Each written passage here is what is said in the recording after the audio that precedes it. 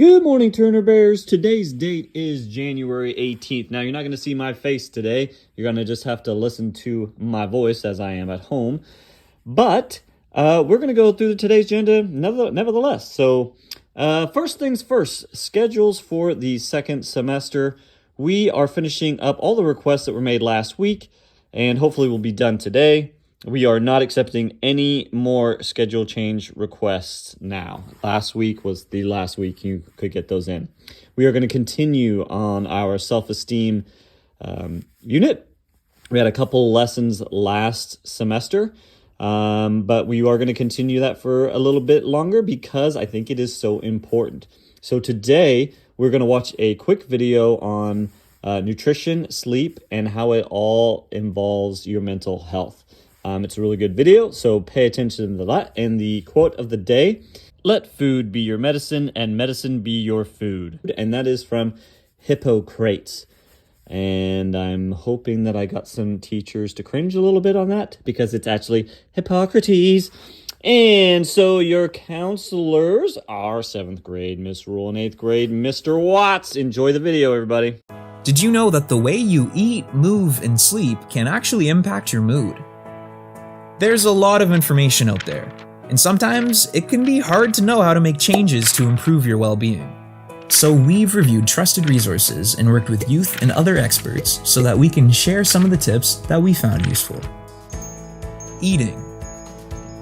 We know, we've all heard that we're supposed to be eating healthy, but what does that really mean, and how can you actually make this work for you? Start by visualizing your plate and think about the ways that you can get the nutrients you need.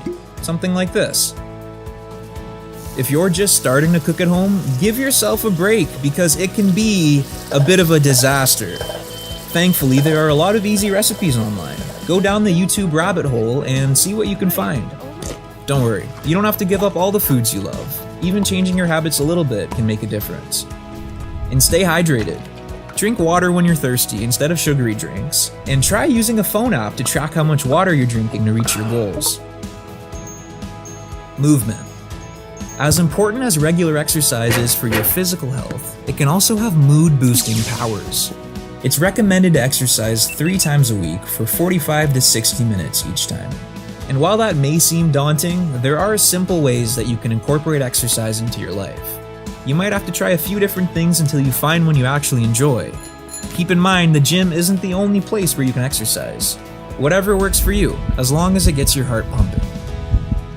We might get so pumped about exercising and set unrealistic goals that leave us feeling down and defeated if we don't achieve them. Set reasonable expectations and be proud of yourself for your accomplishments, no matter how big or small.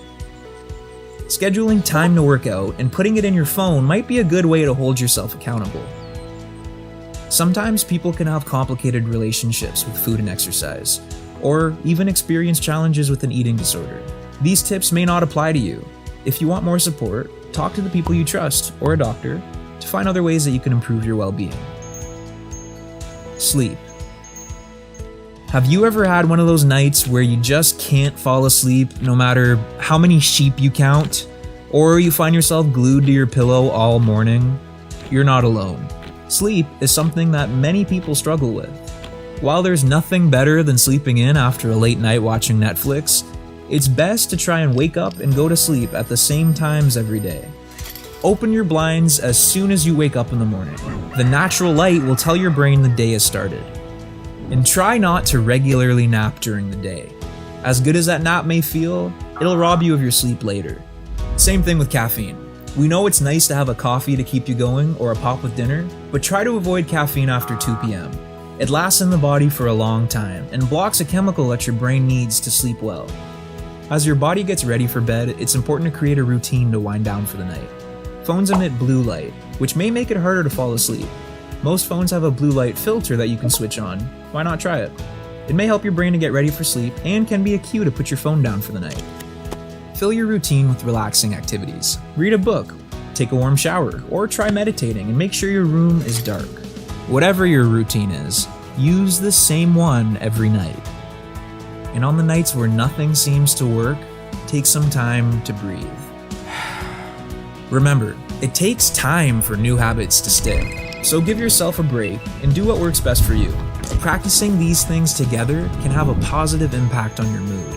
Okay, so why have I included a picture of my 7th grade self to finish off today's lesson? Let me tell you, this isn't a 7th grade pic. It happens to be my senior pic, and the reason for me looking like this is because I got no sleep when I was a kid.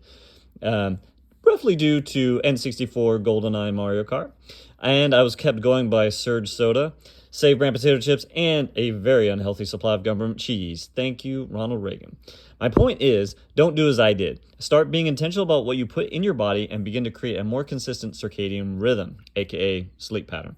If you start eating more nutritious food and get more sleep, you will feel much better. You won't be as irritable, and things will become much easier for you overall.